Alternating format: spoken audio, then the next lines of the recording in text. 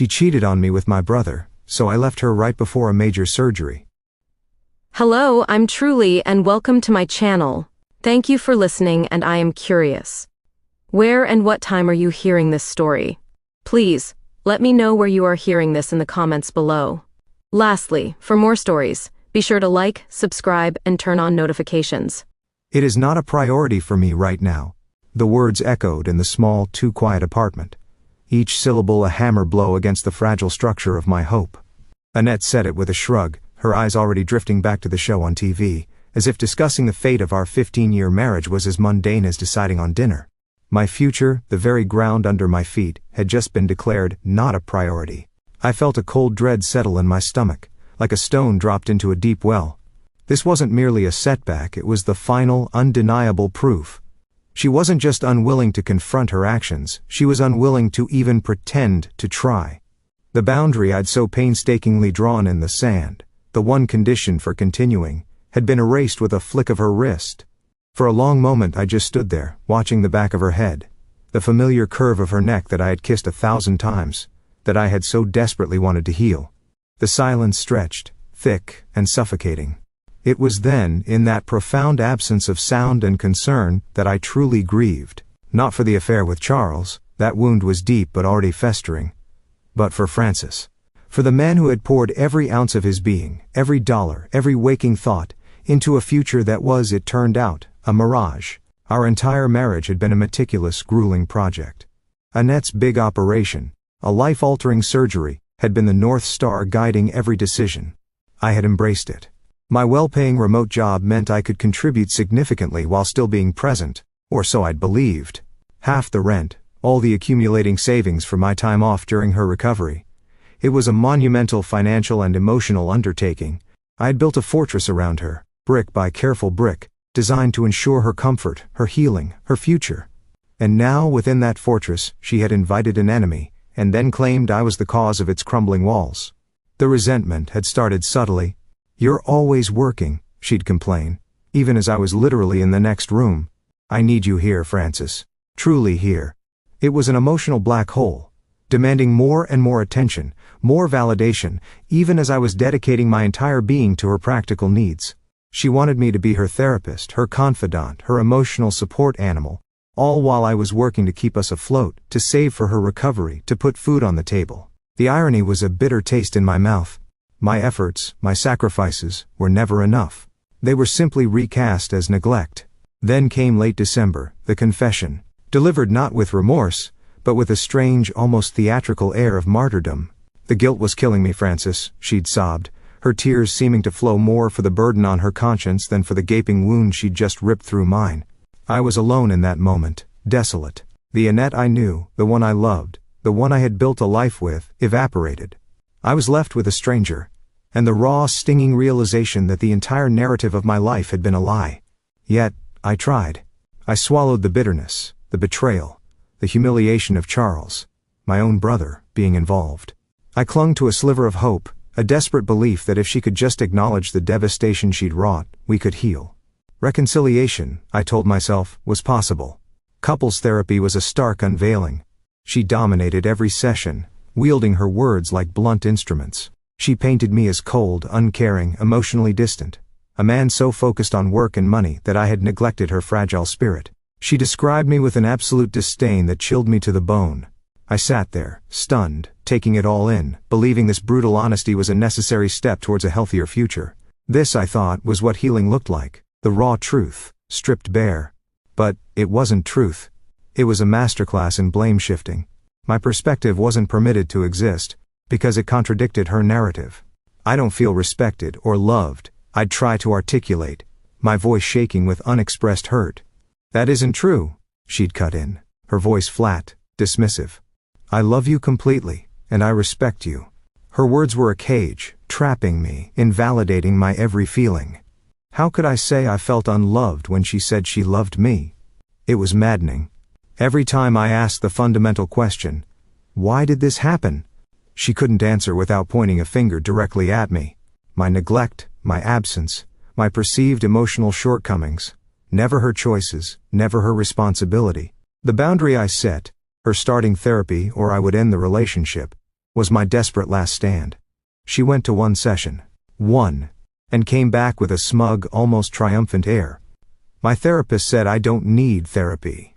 I saw through it instantly. No competent therapist tells someone in their first session, fresh off a confessed affair, that they don't need therapy. It was a lie, a performance, designed to absolve her of effort. I waited, giving her a beat, then asked about her next appointment. That's when the hammer fell. It is not a priority for me right now. That was it. The very air seemed to crackle around me. My vision sharpened, cutting through the fog of denial I had lived in for so long. The surgery, the money, the years, it all flashed before my eyes, a dizzying montage of self-sacrifice. And for whom? For a woman who, in her deepest moments of betrayal, offered only gaslighting and blame. I had tried on reconciliation for real, only to find it was a costume that fit no one but her carefully constructed victimhood. The decision, when it finally solidified, was not a sudden explosion of anger, but a slow, heavy descent into grim certainty. It was the realization that I was drowning, and she was not only refusing to throw a lifeline but actively pushing my head underwater. My own survival depended on severing the cord. "Annette," I said, my voice surprisingly steady, "we need to talk, properly."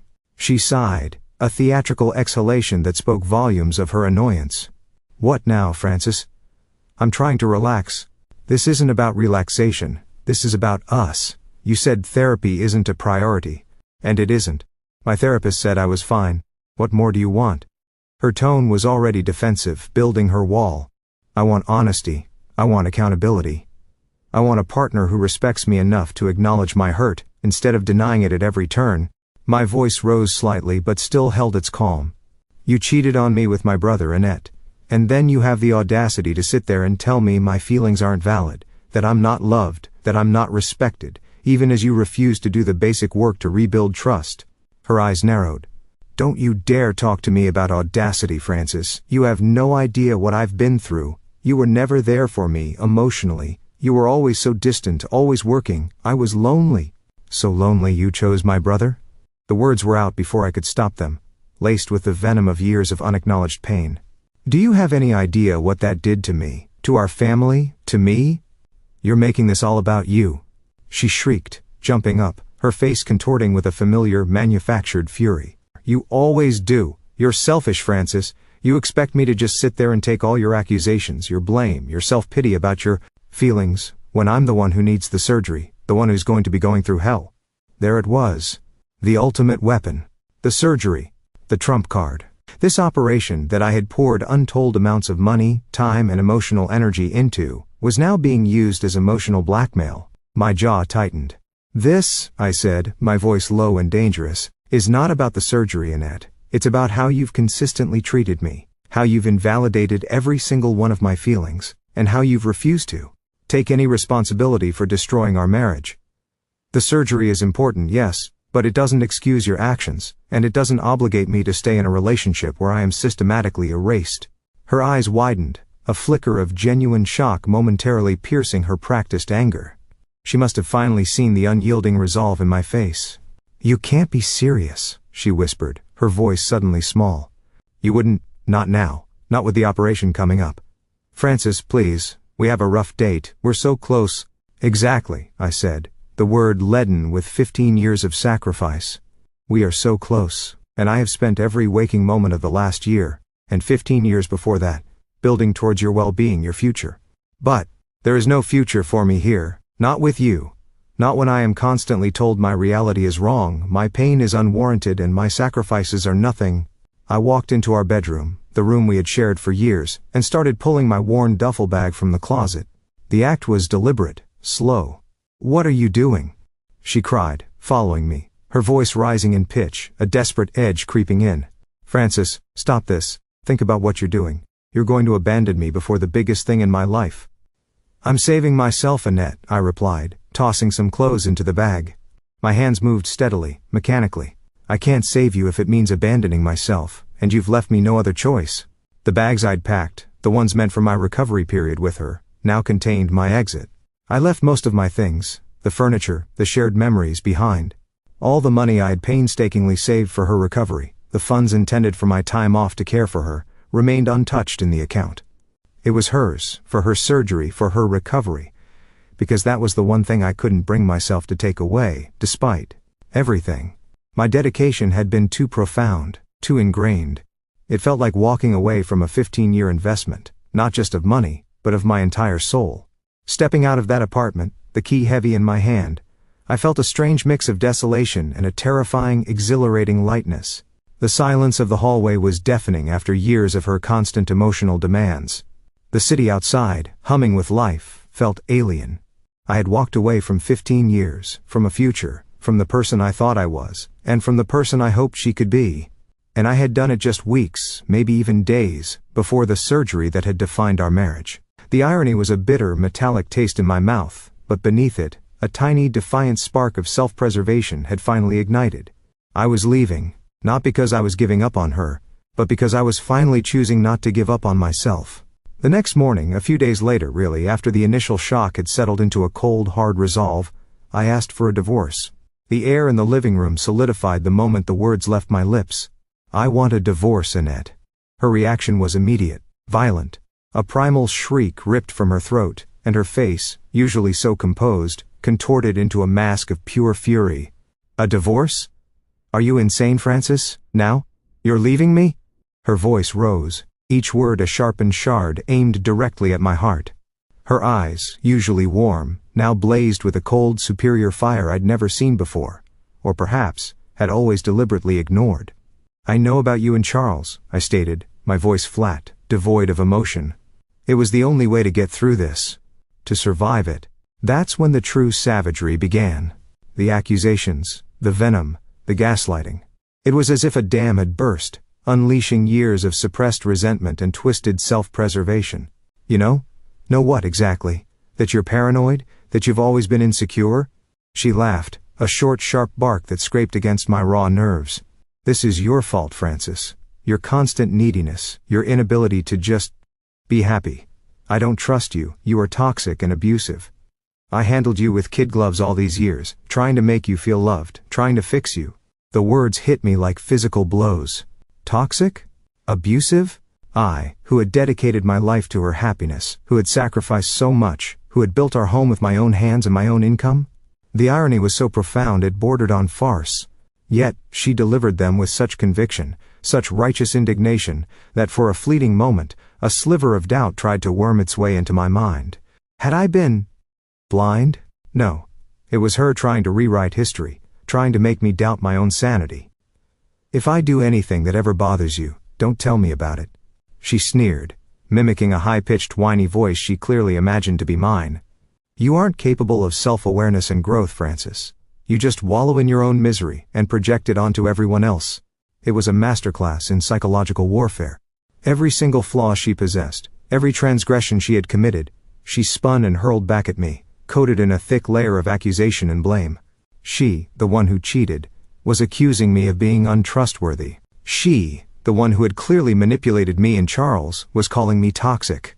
The next few days blurred into an agonizing haze of argument and emotional violence. She would swing from screaming banshee to chillingly calm, always with that superior smirk playing on her lips. She threatened to throw my things on the lawn, to tell all our mutual friends that I was the one who had destroyed our marriage, that I was the unstable one. She even hinted at involving lawyers, making sure I lost everything. But I had already made my decision. The cheating, as agonizing as it was, wasn't the absolute breaking point. It was who she became in the aftermath. The sheer, unadulterated vitriol. The complete absence of remorse. The chilling ease with which she twisted reality to suit her narrative. That was the unforgivable part. So, in a desperate bid for peace, for escape, I opted to leave her everything. Our home. The one I had poured my heart and soul into. The furniture. The shared possessions. I wanted nothing but out. That included half of the savings I had accumulated for her upcoming major surgery. A complex, elective procedure she had been planning for months. One that required significant financial and emotional investment. I had worked extra shifts, taken on freelance projects, meticulously saved every penny to ensure she had the best care, the smoothest recovery. When I told her I was still leaving her with half of my portion of the savings, a twisted sense of victory flashed in her eyes, quickly masked by a performative sniffle. See? You do care, Francis. Maybe there's hope for you after all. The gall of it. The part that still clawed at me, tearing at the edges of my sanity, was why. Why this choice to become absolutely vile, to continue to blame shift even as she stood exposed? I had done so much for this woman. I had been her rock, her confidant, her biggest cheerleader.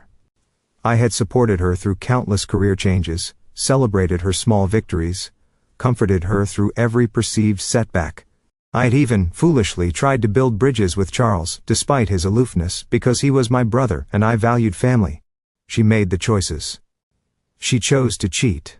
She chose to ignore the communicated boundaries I had gently yet firmly set over the years regarding honesty and trust. She chose to go through this surgery and recovery alone now, because she had systematically alienated the person who would have given her unwavering support. There were so many opportunities for her to be better. When I first confronted her, even if she had denied it initially, a moment of vulnerability, a flicker of regret, a simple "I'm sorry," that might have been enough to open a crack in the wall of my resolve. I could have worked past the cheating. I honestly believe I could have, given time and genuine effort from her side. I had loved her fiercely, deeply, for a decade. Love like that doesn't just evaporate. It could have been rebuilt, painfully, brick by brick. But what I couldn't ignore was who she was becoming. Or perhaps, who she had always been, only now unmasked by her own guilt and my firm boundaries. The person who, when faced with accountability, chose to annihilate rather than acknowledge. The person who would rather burn down our shared history than admit a single misstep. The person who saw my empathy as weakness, my support as a given, and my pain as an inconvenience. It was more than just a reaction to being caught, it was a character reveal. Her gaslighting wasn't just a defense mechanism, it was her default mode. Her sense of entitlement wasn't a phase, it was the foundation of her personality. She didn't want reconciliation, she wanted domination. She didn't want forgiveness, she wanted absolution without confession.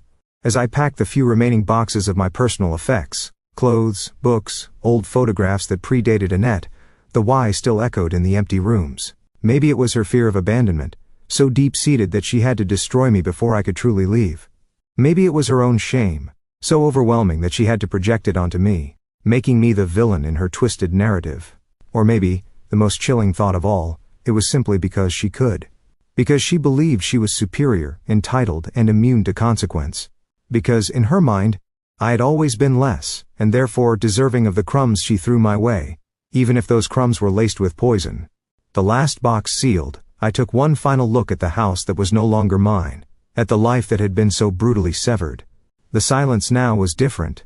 It wasn't the silence of confusion, but of dawning clarity. I may never fully understand her why, and perhaps I didn't need to.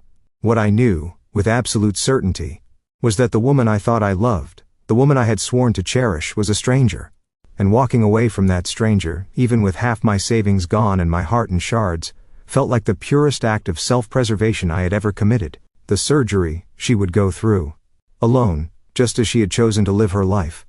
Alone in the toxic landscape of her own making. And I, Francis, would finally begin to heal.